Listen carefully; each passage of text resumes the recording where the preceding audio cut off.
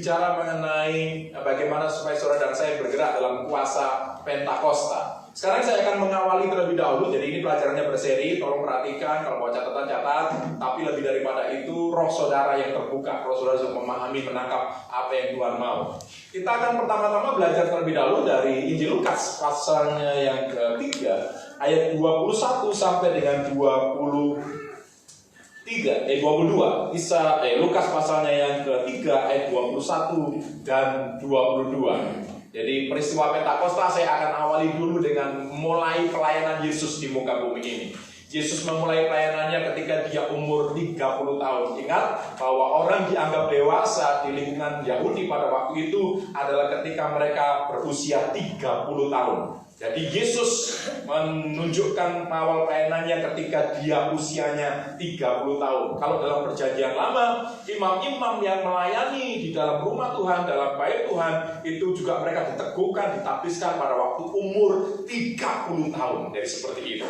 Mari bersama-sama dengan saya membuka firman Tuhan dalam Injil Lukas pasalnya yang ketiga. Saya baca ayat yang ke-21 dan 22.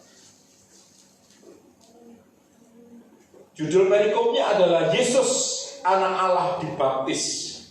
Ketika seluruh orang banyak itu telah dibaptis, dan ketika Yesus juga dibaptis dan sedang berdoa, terbukalah langit dan turunlah Roh Kudus dalam rupa burung merpati ke atasnya.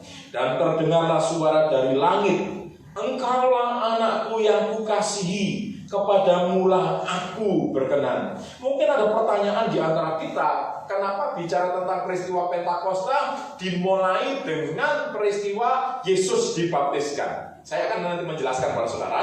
Saya berharap saya pelan-pelan supaya kita sudah bisa memahaminya. Ini sebuah peristiwa ketika Yohanes Pembaptis dalam pelayanannya. Yohanes Pembaptis kemudian dia berseru-seru kepada orang-orang Israel pada waktu itu, kepada umat Tuhan supaya mereka bertobat. Dia dengan suara yang berkata dengan lantang, dia berkata, "Bertobatlah kamu sebab kerajaan Allah sudah dekat." Yohanes Pembaptis memulai pelayanannya dengan menyerukan tentang pertobatan, menyerukan tentang pelayanan kerajaan Allah di muka bumi ini. Dia bicara tentang kerajaan Allah. Lalu kemudian banyak orang pada waktu itu bertobat oleh pelayanan Yohanes Pembaptis. Lalu ketika mereka bertobat, mereka datang dan memberi diri mereka dibaptis. Orang banyak datang berbondong-bondong. Mereka kemudian menyerahkan hidupnya, mereka bertobat, mereka menyesal, meminta pengampunan atas dosa-dosa dan pelanggaran mereka. Mereka kemudian dibaptiskan oleh Yohanes Pembaptis. Nah, pada waktu itu kemudian Yesus juga yang datang dari Nazaret, kemudian dia datang ke Sungai Yordan, dia menemui Yohanes Pembaptis, dan kemudian kalau saudara baca dengan baik, Yesus kemudian minta dirinya untuk dibaptis oleh Yohanes Pembaptis pada waktu itu. Nah, saudara dan saya mesti mengerti, padahal baptisan Yohanes itu disebutkan sebagai baptisan pertobatan. Saya ulang, baptisan Yohanes adalah baptisan pertobatan. Ketika orang bertobat, dia kemudian dibaptiskan masuk air. Jadi pertobatan. Nah, saya bacakan dulu buat saudara. Buka bersama dengan saya supaya kita jelas bahwa baptisan Yohanes adalah baptisan sebagai tanda pertobatan seseorang. Kalau kemudian mereka kemudian menjadi orang-orang yang menjadi warga kerajaan Allah. Matius pasal 3 ayat 11. Coba lihat dengan baik. Mungkin hari ini akan ada banyak ayat yang saudara mesti tulis dan kita baca, tapi tidak apa-apa, pelan-pelan supaya semuanya berdasarkan kebenaran firman Tuhan. Yohanes berkata begini, "Aku membaptis kamu dengan air sebagai apa? Tanda pertobatan. Tetapi ia yang datang kemudian daripadaku lebih berkuasa daripadaku, dan aku tidak layak melepaskan kasutnya. Ia akan membaptiskan kamu dengan Roh Kudus dan dengan api." Jadi Yohanes memberitahukan kepada kita, memberikan penjelasan bahwa waktu dia membaptis itu baptisan Yohanes sebagai tanda pertobatan. Jadi baptisan Yohanes adalah baptisan pertobatan. Coba lihat ayat yang lainnya, Kisah Para Rasul pasalnya yang ke-19 ayat yang ke-4. Kisah Para Rasul pasalnya yang ke-19 ayat 4. Kalau tadi Yohanes yang menyatakan bahwa baptisannya adalah sebagai tanda pertobatan, Paulus pun kemudian memberikan penjelasan kepada kita saat ini yang membaca firman Tuhan. Dia berkata, kata Paulus.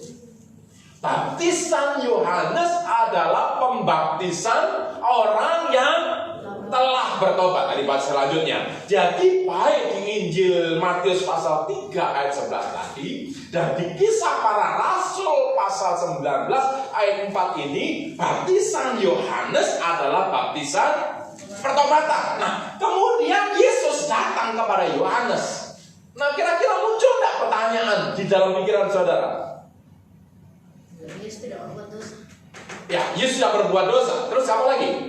Saya begini, perpikirannya menjadi pertanyaannya besar.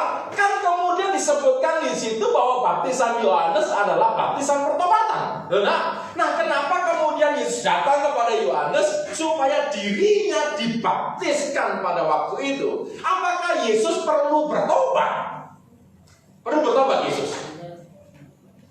Siapa yang setuju Yesus perlu bertobat?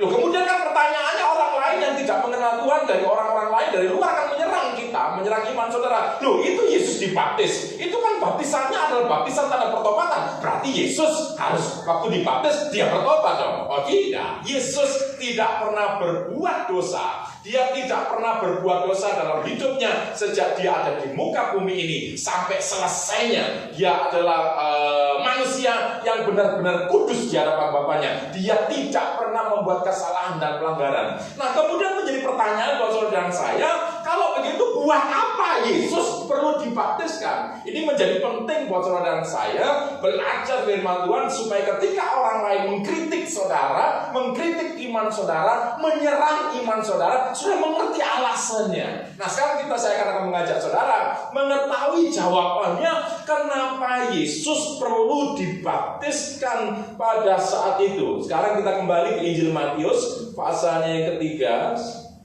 Matius pasalnya yang ketiga, ayatnya yang ke-13 sampai dengan yang ke-15. Judulnya juga Yesus dibaptis. Jadi peristiwa Yesus dibaptis ini dicatat dari 4 Injil. Matius, Markus, Lukas, Yohanes, itu semuanya mencatat semuanya. Nah, sekarang saya akan mengajak saudara setelah melihat Injil Lukas dan kemudian kita membandingkannya dengan Injil Matius supaya saudara dan saya mendapatkan jawaban kenapa Yesus perlu dibaptis oleh Yohanes pada waktu itu. Dikatakan begini, maka datanglah Yesus dari Galilea ke Yordan kepada Yohanes untuk dibaptis olehnya. Jadi jelas Yesus berjalan dari Galilea, dari daerah Kapernaum, dari daerah Galilea, dia pergi ke sungai Yordan untuk menemui Yohanes pada waktu itu. Bukan Yohanes yang datang kepada Yesus, tapi Yesus yang mendatangi Yohanes pada waktu itu.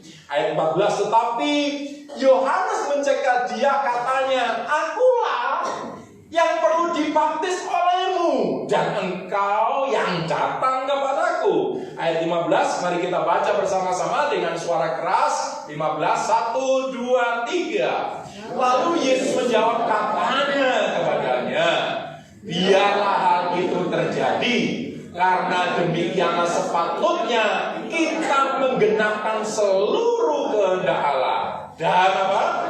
Yohanes pun menurutinya. Ketika Yesus datang kepada Yohanes untuk minta dibaptis, Yohanes kemudian dia dengan gentar, dia berkata, enggak bisa Tuhan, akulah yang perlu dibaptis olehmu. Sebab dia tahu bahwa kamu yang kudus daripada Allah, enggak perlu pertobatan, enggak perlu dibaptis. Tapi kemudian saudara dan saya bisa mengetahuinya, jawaban kenapa Yesus perlu dibaptis dari ayat 15 ini. Yesus berkata kepada Yohanes pada waktu itu, dia berkata, biarlah hal itu terjadi.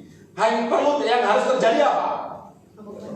Peristiwa baptisan itu. Biarlah peristiwa baptisan ini harus terjadi, karena demikianlah sepatutnya kita menggenapkan seluruh kehendak Allah. Kalau saudara mengetahui di situ ada kata karena, itulah sebenarnya inti dari jawabannya. Karena itu, alasannya itu. Jadi jawabannya kita bisa mendapatkan dari kata karena tadi. Karena apa dia perlu dibaptiskan? Dia berkata begini, demikianlah sepatutnya kita menggenapkan seluruh kehendak Allah. Jadi alasan Yesus dibaptis bukan karena dia bertobat, bukan karena dia berdosa, tapi karena untuk menggenapi kehendak Tuhan di dalam kehidupannya. Bukan hanya sebenarnya kalau sudah baca, karena kata yang dipakai adalah kita, karena demikianlah sepatutnya kita.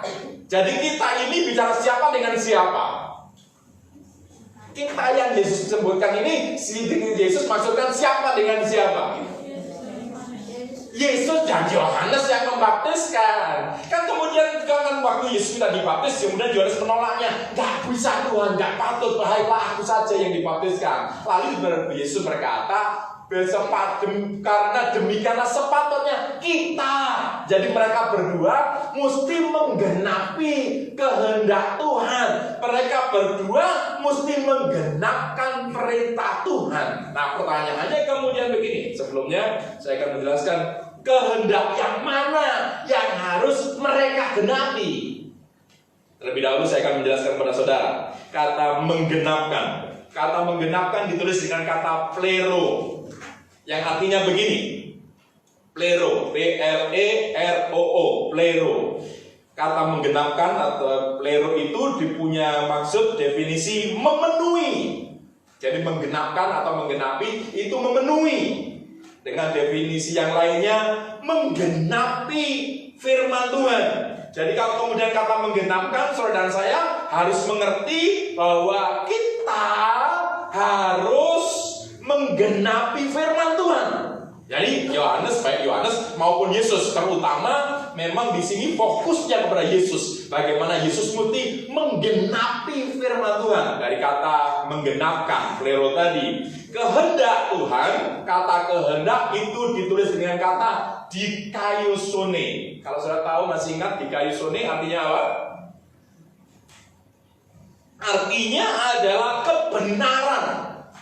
Dikaiosune itu menggenapi kehendak, itu kehendak yang dimaksud adalah kebenaran. Jadi bagaimana mereka berdua menggenapi kebenaran yang tertulis di dalam firman Tuhan.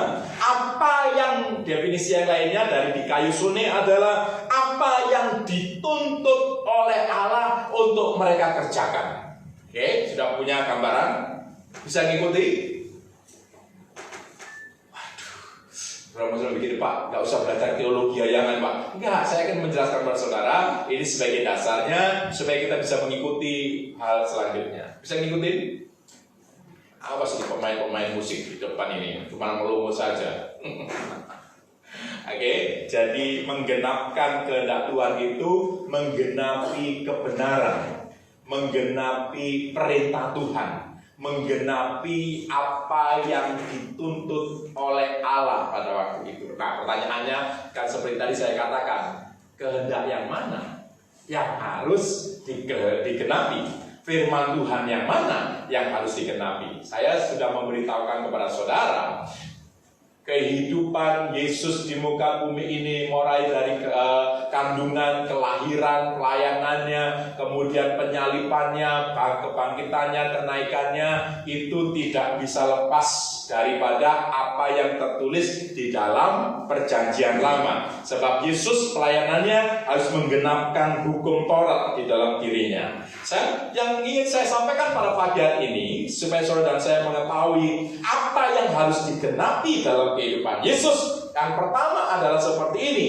Yesus menggenapkan bahwa dirinya adalah sebagai anak domba penebus dosa. Yesus ingin menggenapkan yang menunjukkan bahwa dirinya adalah anak domba Allah sebagai korban penebus dosa. Jadi Yesus adalah sang penebus dosa. Terlebih dahulu saya akan mengajak saudara membuka firman Tuhan dalam Injil Yohanes, pasalnya yang pertama, ayatnya yang ke-29. Yohanes pasal 1 ayat 29, bukan 1 Yohanes. Yohanes pasal 1 ayatnya yang ke-29. Saya berharap saudara bisa mengikutinya dengan baik. Nah, kata ini. Pada keesokan harinya, Yohanes Pembaptis tadi. Pada keesokan harinya, Yohanes melihat Yesus datang kepadanya. Yang tadi peristiwa sebelum dia Yesus minta dibaptiskan. Dari jauh dia melihat Yesus datang kepadanya. Pada waktu dia melihat Yesus datang kepadanya, ia berkata kepada orang-orang yang ada di sekitarnya. Yohanes menyebutkan dengan jelas. Dia berkata begini, apa yang dikatakan? Lihatlah anak domba Allah yang menghapus dosa dunia. Jadi konteks ketika Yesus dalam baptisan itu, sebelum Yesus masih Yesus masih dari jauh dia datang kepada Yohanes. Yohanes sudah menyebutkan, dia sudah menunjuk kepada Yesus, kepada orang-orang di sekitarnya. Dia berkata, lihatlah anak domba Allah yang menghapus dosa dunia. Ini titik beratnya, bahwa Yesus disebutkan sebagai anak domba Allah. Dan anak domba Allah itu sebagai pribadi yang menghapus dosa dunia. Jadi saya akan mengajak saudara untuk kemudian mengkaitkan dengan peristiwa baptisan itu. Nah, oke.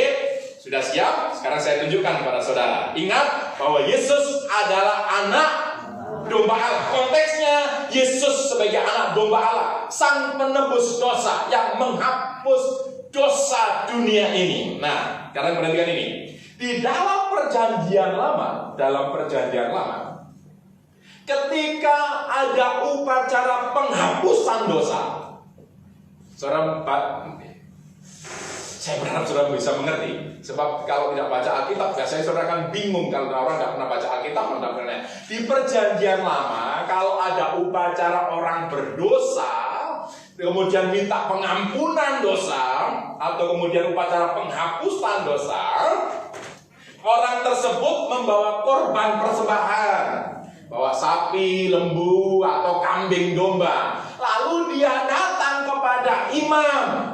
Lalu kemudian dia mengaku dosanya, semuanya dia bertobat di hadapan imam, di hadapan Tuhan. Lalu kemudian imam itu kemudian mengambil dewan korban tadi, dan kemudian dia berdoa, dia tumpangkan tangannya kepada hewan korban, menyebutkan dosa-dosa yang dilakukan oleh orang, oleh manusia, oleh umat Israel pada waktu itu. Jadi dosanya sekarang, dosa orang itu diletakkan, ditransferkan kepada hewan korban. Lalu kemudian selesai semua dosa-dosa disebutkan, minta pengampunan, hewan korban itu disembelih dan kemudian dibakar di hadapan Tuhan. Orang kemudian sudah membayar korban persembahan itu, dia diampuni dosanya. Itu konteks perjanjian lama. Saudara bisa membacanya dalam Imamat pasalnya yang pertama, ayatnya yang ke-4, kalau tidak salah, Imamat pasal 1 ayat yang ke-4, Imamat pasal 4 ayat 29, Imamat pasal 8 ayatnya yang ke-14. Coba catat, Imamat pasal 1 ayat yang ke-4, Imamat pasal 4 ayat 29, Imamat pasal 8 ayat 14. Saya ambil satu contoh saja supaya kita mengertinya. Coba Imamat pasal 1 ayatnya yang ke-4, Imamat 1 ayat yang ke-4. Ini konteksnya tentang penghapusan dosa. Oke, supaya saudara nanti saya ikut sambungkan bagaimana Yesus mesti menggenapkan kehendak Bapa. Kehendak yang mana yang mesti digenapkan. Lalu ia meletakkan tangannya ke atas kepala korban bakaran. Jadi imam dia letakkan tangannya, dia tumpahkan tangannya di atas kepala hewan korban. Sehingga baginya persembahan itu diperkenan untuk mengadakan pendamaian.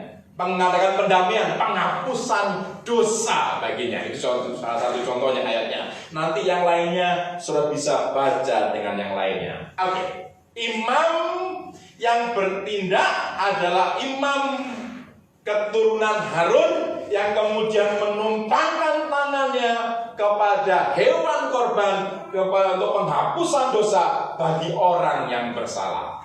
Oke, ya, konteksnya seperti itu. Nah, saya ingin menjelaskan kepada saudara.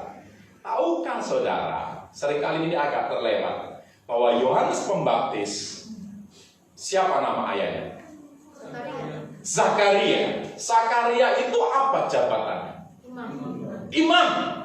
Dia keturunan siapa kalau imam? Ya, memang keturunan suku Lewi, tapi keturunan Harun.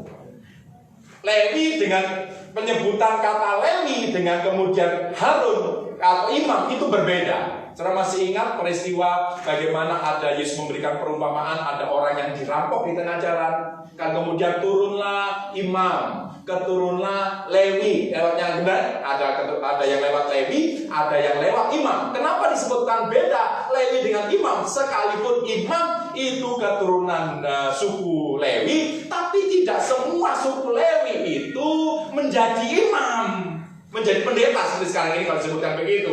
Jadi kalau disebutkan imam adalah orang-orang yang bertugas di bait suci, menjalankan tugas keimamatan di rumah Tuhan. Tapi tidak semua Lewi yang banyak itu dia bertugas semuanya. Jadi imam-imam ini biasanya diambil dari keturunan Harun. Lukas pasal 1 ayat 5 supaya saudara dan saya jelas. Injil Lukas pasal 1 ayat yang kelima, supaya saudara mengerti bahwa Yohanes Pembaptis bertindak sebagai apa.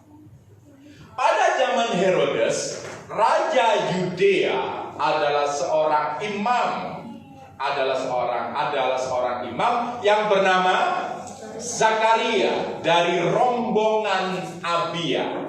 Istrinya juga berasal dari keturunan Harun, namanya Elisabeth. Disebutkan bahwa istrinya juga dari keturunan Harun. Kalau kemudian dikatakan istrinya juga dari keturunan Harun, berarti suaminya adalah keturunan Imam Harun, Imam besar Harun. Jadi dua-duanya ini, baik Zakaria maupun istrinya yang bernama Elisabeth adalah imam keturunan garisnya dari Harun. Mereka yang berhak bertugas melayani di rumah Tuhan. Bahkan kemudian ditunjuk situ Zakaria lah yang kemudian mesti membawa ukupan, membawa dupa untuk masuk ke ruang suci pada waktu itu untuk melayani pada rombongan yang jatuh pada Abia saat itu. Lihat bahwa Zakaria adalah keturunan Harun.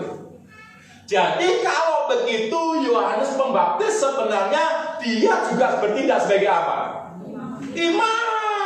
Yohanes Pembaptis adalah imam sekalipun dia tidak terjun di bait suci, sebab pelayanannya adalah dia berseru-seru di padang gurun dan berkata, "Bertobatlah kamu sebab kerajaan Allah sudah dekat." Itu dia bertindak sebagai imam dari keturunan Harun. Secara lahiriah dia adalah imam. Nah, lihat, dia adalah imam. Tadi di perjanjian lama yang berhak untuk berdoa mengadakan pendamaian antara orang berdosa kepada Tuhan lewat penumpangan tangan kepada hewan korban adalah seorang imam.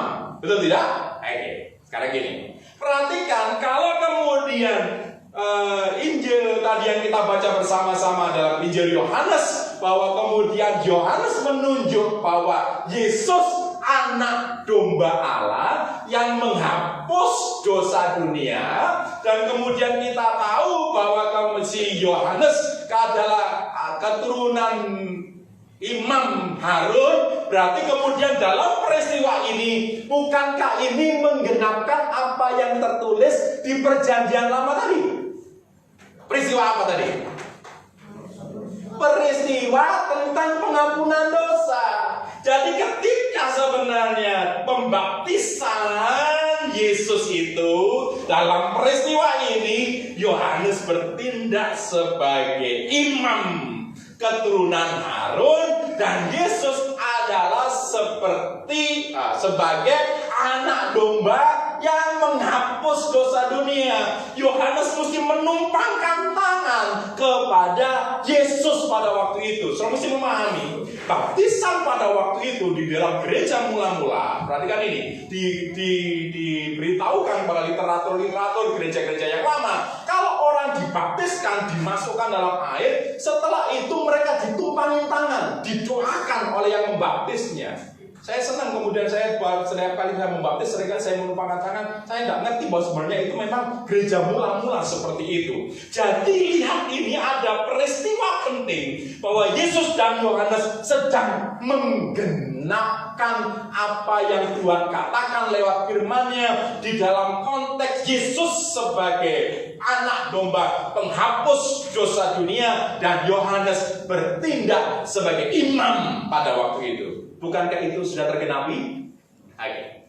Saya jelaskan singkat saja. Yang berikutnya adalah begini. Kenapa Yesus dibaptis? Karena Yesus mengambil keputusan untuk menyerahkan dirinya bergabung kepada sebagai anggota kerajaan Allah. Ingat bahwa Yesus waktu lahir, bukankah dia lahir sama seperti kita? Dia manusia 100%. Jadi ketika umur 30 tahun, dia sadar, dia mengambil keputusan untuk dia bergabung menjadi anggota kerajaan Allah. Orang bergabung dengan kerajaan Allah, kerajaan surga, itu harus lewat yang namanya baptisan.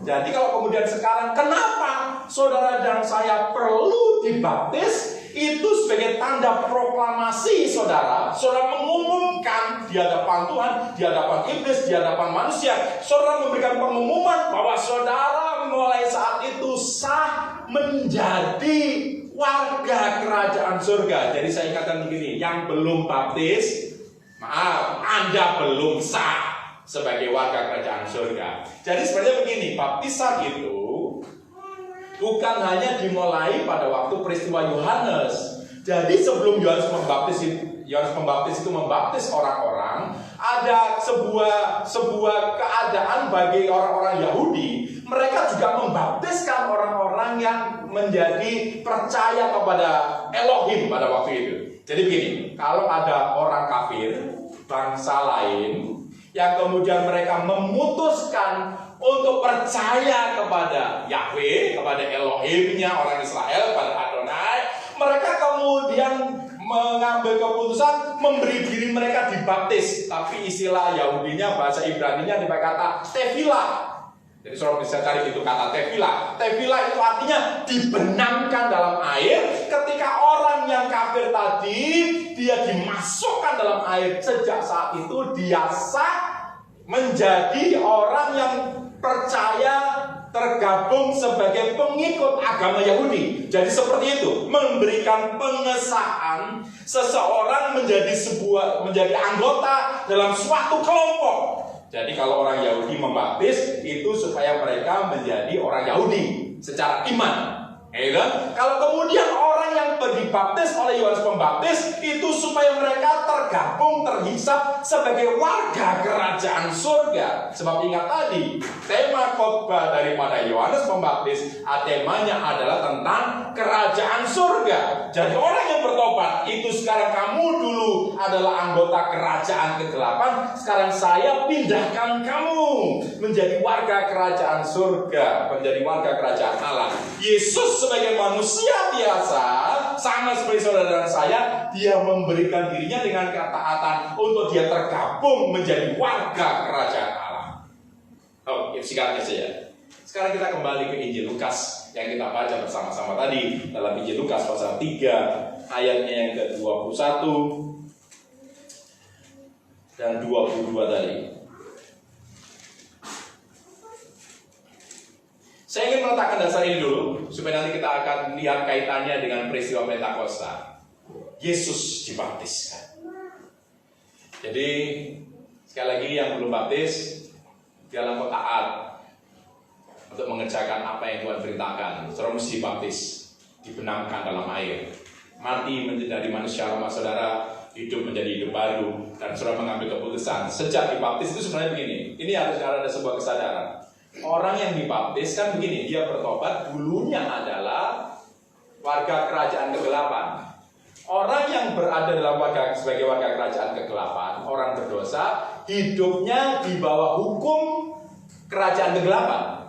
Jadi kalau orang dibaptis lahir baru, dia dibaptis menjadi warga kerajaan surga. Orang harus menyadari, saudara dan saya mesti menyadari bahwa saudara dan saya sekarang hidup di bawah undang-undang peraturan kerajaan surga. Mengerti? Jadi sebenarnya baptis itu bukan hanya sekedar dicelupkan, sebuah kesadaran bahwa saudara mulai saat itu tunduk kepada otoritas kerajaan surga dan dengan kesadaran bersedia mengerjakan semua perintah undang-undang dari kerajaan surga. Itu pentingnya baptisan sebenarnya. Makanya baptisan itu tidak boleh asal-asalan. Zaman sekarang itu perlu diyakinkan kalau orang baptis itu harus baptis yang benar. Orang mesti bertobat sungguh-sungguh dan dia mengerti untuk apa dibaptis. Sebab zaman sekarang ini sekalipun saudara dan saya di gereja yang alirannya karismatik, orang membaptis asal membaptis. Contoh yang pertama, kalau mau menikah harus apa? Dibaptis. Apakah semua kemudian bertobat sungguh-sungguh? Kan alasannya supaya saya bisa menikah. Alasannya dibaptis karena saya mau diberkati di gereja Pentakosta, jadi saya mesti dibaptis. Itu syarat supaya dia diberkati. Salah itu. Ya, jadi akhirnya pertobatannya nggak benar. Dia masuk dibaptis karena dia butuh. Orang kalau mau menikah di konseling apa saja pasti iya, nggak mungkin tidak. Baptis ya, dia pasti bilang iya. Kalau enggak Pak, nggak diberkati sama pendetanya. Jadi pastikan orang orang dibaptis itu dia bertobat sungguh-sungguh. Ada yang zaman sekarang ini yang anak-anak belum mengerti, belum akhir balik dibaptis. Aduh, gregetan saya lihat orang-orang, para pendeta-pendeta yang nggak ngerti kebenaran firman Tuhan. Supaya cuma alasannya begini, baptisan, kemudian foto-foto, diupload di Facebook, di media sosialnya. Puji Tuhan, kami telah membaptiskan orang, mengejar jumlah, mengejar kuantitas. Salah itu. Buat anak-anak kemudian dia bertobat lebih dahulu, supaya dia mengerti dengan baik dan benar. Sebab kemudian setelah banyak orang bertobat, hidupnya, maksud saya, setelah banyak orang dibaptiskan, hidupnya berubah atau tidak? Enggak. Saya tidak pernah maksain anak-anak saya kemudian waktu itu mereka bertumbuh harus dibaptis. Mereka kemudian kesadaran sendiri, tiba-tiba pada umur berapa ini Dimas saya nggak tahu, Pak saya mau dibaptis. Dan yang membaptis pun bukan saya. Waktu itu di gereja Bethel Tabernakel di Om Yusuf. Pak Yusuf siapa lagi? Pak Yusuf Balatangkin. Mereka keputusan sendiri. Saya tidak pernah kemudian memaksakan. Saya mengajar kebenaran, tapi keputusan itu ada dalam diri orang. Jangan kemudian kalau begini, anak ini nakal, sepeda nakal, saya suruh baptis saja. Jodoh. Kamu sekolah tinggi-tinggi tidak mengerti kebenaran firman Tuhan. Biar dia bertobat dulu, dia memahami apa arti baptisan itu. Sebab ketika orang dibaptis, dia mesti menyadari bahwa sejak saat itu hidup saya harus tunduk pada otoritas kerajaan surga. Saya harus mengerjakan kebenaran firman Tuhan, hukum kerajaan surga dalam hidup saya. Mengerti? Amin. Jangan suruh kalau anak-anak pada saya berkata, Pak, tolong dibaptiskan ini. Ajar dia memahami kebenaran firman Tuhan. Bukan berarti mesti sekolah dulu baru dibaptis. Enggak, pertobatan yang benar itu yang mendasarinya. Oke, sekarang saya lanjut. Kembali ke Injil Lukas pasal 3 ayat 21 dan 22. Ada haleluya? Siapa yang sudah dibaptis kalau mengatakan? Angkat tangan tinggi-tinggi yang sudah dibaptis. Ingat, saudara sah menjadi warga kerajaan surga. Tapi juga saudara dan saya harus mengerti bahwa saudara harus tunduk kepada otoritas kerajaan surga. Kadang-kadang saudara tidak perlu tunduk sama saya. Loh ya benar. Tapi saudara mesti tunduk kepada otoritas kerajaan surga. Tapi kalau saya tunduk kepada otoritas kerajaan surga, pasti dengan sendirinya saudara juga akan menundukkan diri kepada pemimpin saudara. Nggak amin sih. Oke, kembali ke Injil Lukas pasal 3 ayat 21 dan 22. Oke, saya perlahan akan ajak saudara belajar kebenaran firman Tuhan. Ketika seluruh orang banyak itu telah dibaptis dan ketika Yesus juga dibaptis. Jadi waktu Yesus dibaptis itu bukan sendirian, ada orang lain juga dibaptiskan, tapi beda. Orang yang dibaptis itu karena dia tanda pertobatan. Dia minta pengampunan dosa, tapi Yesus dibaptis dia sebagai pemikul dosa, sebagai orang yang disebutkan sebagai anak domba Allah yang menghapus dosa dunia. Perhatikan ini. Dan ketika Yesus juga dibaptis, Perhatikan. Dan sedang berdoa, terbukalah langit, ayat 22, dan turunlah Roh Kudus dalam rupa burung merpati ke atasnya. Lihat ini, setelah Yesus dibaptis, selanjutnya apa peristiwa yang terjadi? Peristiwanya apa yang terjadi? Yesus berdoa. Jadi perhatikan dengan baik. Ini sesuatu yang serius. Tidak hanya masuk dalam air lalu selesai. Nah, ketika Yesus dibaptis, setelah dibaptis masuk air, ada sebuah waktu di mana ditunjukkan kepada saudara dan saya melalui tulisan Injil Lukas. Dia berkata, dan Yesus sedang berdoa. Yesus sedang berdoa. Jadi setelah masuk itu ternyata Yesus tidak segera keluar dari sungai, tapi dia sedang berdoa. Perhatikan, penting sekali. Makanya kemudian saudara dan saya mesti memahami kebenaran firman Tuhan, supaya kemudian kita mengetahui apa sebenarnya yang terjadi pada waktu itu. Yesus dibaptiskan dan dia kemudian berdoa. Dan ketika dia berdoa, perhatikan, ketika dia berdoa, nanti ini ada hubungannya dengan peristiwa Pentakosta. Dibaptis dan sedang berdoa. Ketika dia sedang berdoa, firman Tuhan menunjukkan kepada kita, langit menjadi terbuka.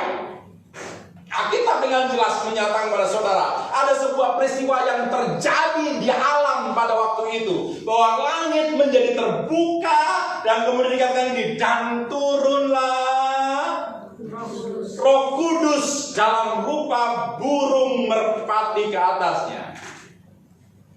Ingat dengan baik. Saya ulang Pak Saudara, Yesus manusia 100% sama seperti saudara dan saya. Yesus dia dibaptis, setelah dia dibaptis, dia berdoa. Dia berdoa kepada siapa? Bapaknya. Dia berdoa kepada Bapaknya. Dan ketika dia sedang berdoa kepada Bapaknya, langit terbuka, Roh Kudus turun ke atas kepada Yesus. Artinya saat itu Yesus dipenuhi dengan Roh Kudus. Berarti sebelumnya Yesus belum dipenuhi Roh Kudus. Artinya Roh Kudus belum turun menaungi kehidupannya. Dia dipenuhi dengan Roh Kudus yang disebutkan gitu dalam rupa burung merpati yang turun ke atasnya. Ada dua peristiwa penting di sini yang saudara dan saya harus ketahui. Yang pertama, baptis air. Yang kedua adalah dipenuhi dengan Roh Kudus. Katakan dengan saya, dibaptis air. Kedua, dipenuhi dengan Roh Kudus. Ini yang harus saudara dan saya menyadari dan mengetahui, bahwa saudara dan saya sebagai orang-orang yang ada dalam aliran Pentakosta karismatik, dalam peristiwa Yesus dibaptis ada dua hal penting, yaitu dia dibaptiskan dalam baptisan air dan kemudian dipenuhi dengan Roh Kudus. Adalah penting bukan hanya dibaptis air, tapi adalah penting juga dipenuhi dengan Roh Kudus. Katakan amin. Sebab banyak orang sekarang mulai menyerang keimanan, terutama orang-orang karismatik, bahwa kemudian kita tidak perlu dipenuhi dengan Roh Kudus. Siapa bilang Yesus dalam pelayanannya dia perlu dipenuhi dengan Roh Kudus?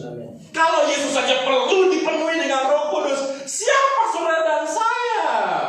Apakah saudara dan saya lebih hebat daripada Yesus? Apa karena cara berpikirmu kamu hebat, kamu pintar, kamu luar biasa, kamu penyelidik firman Tuhan seperti ahli-ahli Taurat? Nah, Yesus dalam pelayanannya dia perlu dipenuhi Roh Kudus. Jadi saudara dan saya perlu nggak dipenuhi dengan Roh Kudus? Firman Tuhan. Dua peristiwa penting dalam peristiwa baptisan. Saudara Yesus kemudian masuk dalam air dibaptiskan dan dia penuh dengan Roh Kudus. Yang belum penuh Roh Kudus setelah engkau dibaptis dengan baptisan air, berdoa, minta kepada Bapa. Yesus tadi katakan ketika sedang berdoa. Jadi kan beda peristiwanya dibaptis belum masuk dalam air, kan? Keluar. Kalau kita masuk dalam air karena tanda pertobatan, benar? Lalu keluar berdoa supaya diperlengkapi dengan perlengkapan yang datang dari tempat yang maha tinggi. Sebenarnya saudara kalau menyadari ketika saya membaptiskan lalu semua angkat tangan, sebenarnya saat itu juga harusnya saudara menyadari bahwa karunia Roh Kudus turun pada saudara. Cuma seringkali orang kan kemudian jadi bingung. Nah, kita belajar bersama-sama supaya kita mengerti. Saudara-saudara sudah doa kami. Nah, mulai saat itu, perhatikan ini, Yesus disebutkan sebagai pribadi yang penuh dengan Roh Kudus. Lukas pasal 4 ayat yang pertama. Injil Lukas pasal 4 ayat yang pertama. Ini mesti mengajarnya dalam kelas sehingga kalau waktunya panjang nggak apa-apa. Ini agak repot kalau ibadah begini mengajar. Seringkali waktunya mepet, jadi akhirnya dikejar mengajarnya. Nggak bisa perlahan-lahan. Katakan gini, baca firman Tuhan dengan saya. 1, 2, 3. Yesus yang penuh dengan Roh Kudus kembali dari Sungai Yordan, lalu dibawa oleh Roh Kudus ke padang gurun. Setelah peristiwa baptisan di Sungai Yordan tadi, dikatakan oleh firman Tuhan, Yesus yang penuh dengan Roh Kudus. Orang yang penuh dengan Roh Kudus, hidupnya bukan lagi dirinya sendiri.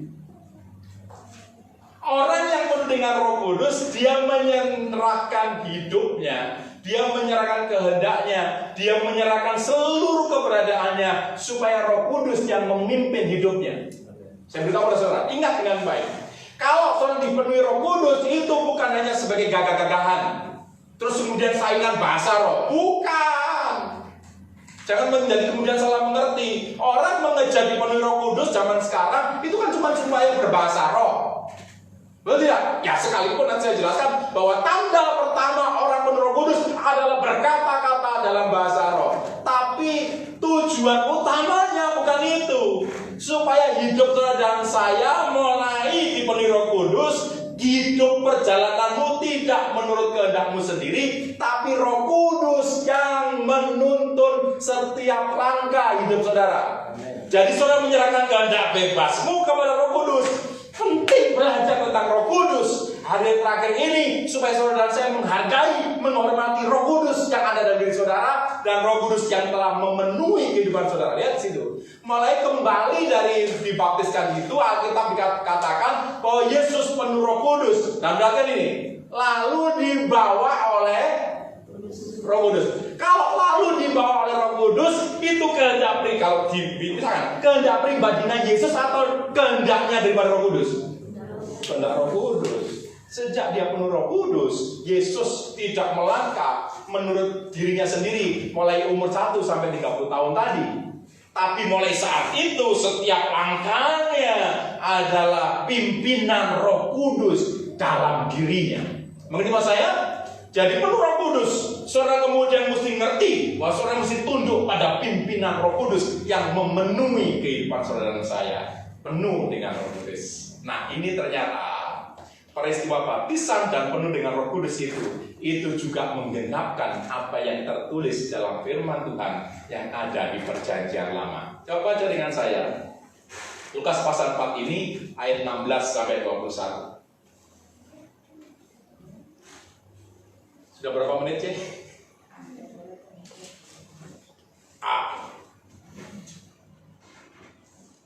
Lihat, Injil Lukas pasal 4 ayat 16 sampai 21. Ia datang ke Nazaret, tempat ia dibesarkan. Dan menurut kebiasaannya, pada hari Sabat ia masuk ke rumah ibadah, lalu berdiri hendak membaca dari Alkitab. Kepadanya diberikan kitab Nabi Yesaya, dan setelah dibukanya ia menemukan nas di mana ada tertulis, Roh Tuhan ada padaku, oleh sebab itu ia telah mengurapi aku untuk menyampaikan kabar baik kepada orang-orang miskin, dan ia telah mengutus aku untuk memberitakan pembebasan kepada orang-orang tawanan dan penglihatan bagi orang-orang buta, untuk membebaskan orang-orang yang tertindas, untuk memberitakan tahun rahmat Tuhan telah datang. Kemudian ia menutup kitab itu, memberikannya kembali kepada pejabat, lalu duduk, dan mata semua orang dalam rumah ibadat itu tertuju kepadanya. 21. Lalu ia mulai mengajar mereka, katanya. Perhatikan dengan baik. Pada hari ini genaplah nas ini sewaktu kamu mendengarnya. Lihat ini hubungan firman Tuhan keren sekali. Luar biasa sekali kalau sudah belajar firman Tuhan. Setelah peristiwa dibaptis, Yesus kembali ke kota di mana ia dibesarkan, yaitu di kota Nazaret. Pada hari Sabat, lalu seperti kebiasaan semua laki-laki, terutama dia mesti datang ke tempat ibadat, ke sinagog, kepada rumah Tuhan, ke tempat ibadat. Nah, waktu di situ, lihat, ini kebetulan atau tidak? Tidak ada yang kebetulan. Sudah desainnya Tuhan. Kumpul orang di situ waktu mulai pembacaan firman Tuhan. Imam yang bertugas di situ, kemudian dia mengambil kitab. Itu kan kitabnya gulungan-gulungan begitu. Itu mengambil kitab lalu diberikan kepada Yesus dengan tujuan supaya Yesus yang membacanya. Nah, uniknya waktu kemudian diberikan itu adalah kitab gulungan kitab Nabi Yesaya. Ada banyak gulungan kitab. Itu kitab Nabi Yesaya diberikan kepada Yesus. Lalu Yesus mulai membaca kitab Nabi Yesaya tadi. Itu yang tertulis dalam Yesaya pasal 61. Saudara bisa melihat Yesaya pasal 61 ayat 1 dan 2. Roh Tuhan Allah ada padaku, oleh karena Tuhan telah mengurapi aku. Coba dilihat supaya jelas. Yesaya 61 ayat yang pertama. Jadi ini firman Tuhan, ada sebuah nubuatan ini yang disampaikan oleh Nabi Yesaya. Dengan apa yang terjadi kemudian. Lihat ini, Roh Tuhan Allah ada padaku, oleh karena Tuhan telah mengurapi aku. Ia telah mengutus aku untuk menyampaikan kabar baik kepada orang-orang sengsara dan seterusnya. Jadi ayat inilah yang dibaca oleh Yesus pada waktu itu. Oke, bisa mengerti? Lalu Yesus mulai berkata begini, pada hari ini juga genaplah nas kitab itu. Berarti ternyata Yesaya 61 ayat yang pertama ini, yang kurang lebih 700 tahun lamanya itu, dia sedang menunjuk peristiwa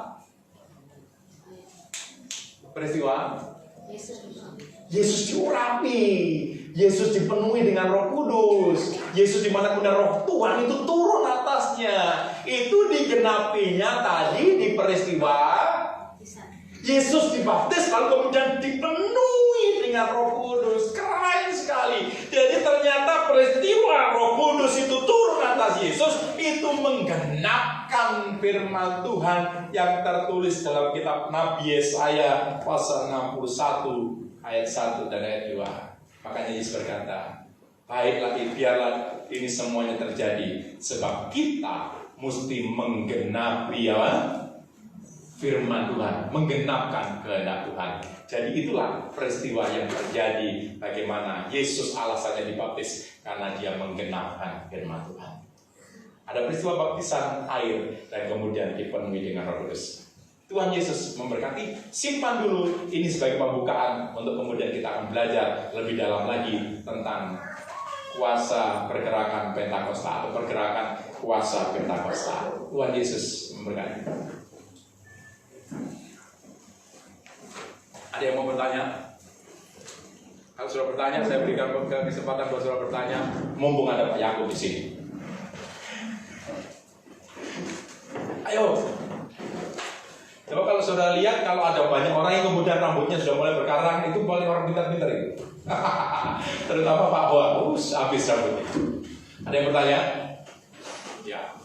Pak, itu yang katanya lupa burung merpati itu yang dulu tuh burung merpati asli atau hanya ilustrasi?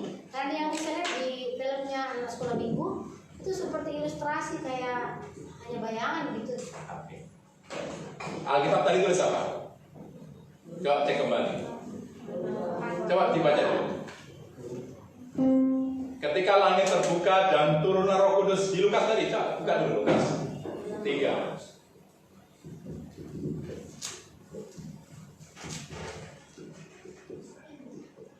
Dalam rupa. Ya, baca jadi jelas. Dan turunlah Roh Kudus. Dibuka dalam Alkitabnya. Dan turunlah Roh Kudus dalam rupa burung merpati ke atasnya. Orang mengerti nggak dalam rupa? Jadi dia bayangan atau dalam bentuk, dalam rupa? Bentuk. Tapi tentunya bukan burung merpati biasa, dalam rupa burung merpati. Jadi memang bentuk burung merpati. Makanya simbol dari Roh Kudus adalah burung merpati. Nah, sama seperti lidah-lidah api yang turun. Itu benar-benar lidah api enggak? Yang waktu peristiwa Pentakosta. Maka kemudian turunlah ke atas mereka dalam bentuk rupa lidah-lidah api. Benar? Jadi sesuatu yang benar-benar dilihat. Jadi Roh Kudus mengambil rupa burung merpati dan kemudian turun ke atas. Jadi orang melihat saat itu jelas. Merpati asli. Dalam rupa burung merpati, jadi bentuk burung merpati. Tapi tentu bukan merpati seperti merpatinya suamimu. Bukan merpati yang, tapi rupanya, bentuknya, modelnya seperti burung merpati. Tentu di situ disertai kemuliaan Tuhan, dong. Dan selalu ada kemuliaan Tuhan. Gitu, Kudus turun dalam rupa. Jadi dilihat dengan jelas. Bentuknya burung merpati, seperti yang kita lihat, jelas. Jadi bukan hanya ilustrasi. Dia masuk, Pak. Tadi lihat apa? Masuk enggak? Di atas.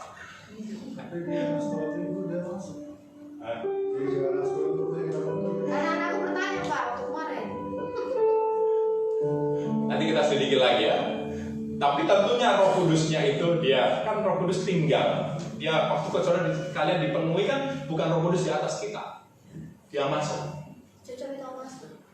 Tapi peristiwa masuknya kan kita tidak tahu. Sama seperti lidah-lidah api di atas kepala mereka, apakah lidah apinya juga masuk?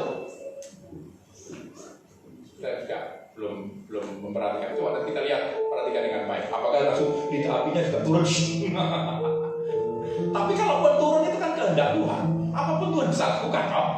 Kalau mau tadi burung merpati turun ke atasnya, lalu kemudian dia masuk, tidak apa juga. Kan memang harus memenuhi.